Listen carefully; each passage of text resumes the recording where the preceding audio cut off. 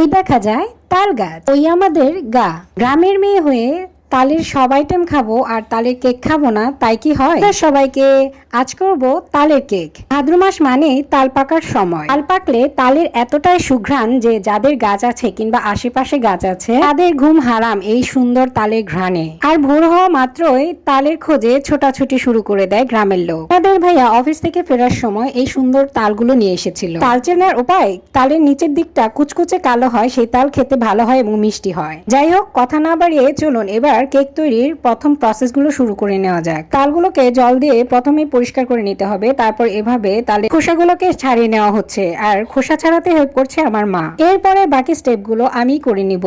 আমাদের ভাইয়ার অফিসের পাশে কিছুটা হাঁটলে একটা ছোট বাজার পড়ে। সেই বাজারে এক পরিচিত চাচা, যার গাছের তালগুলো এত বেশি ভালো যে তার কাছ থেকে প্রতিবার তাল আনা হয়। এদের কাছে তাল প্রিয় এবং এরকম একজন বিশ্বস্ত চাচাকে পেলে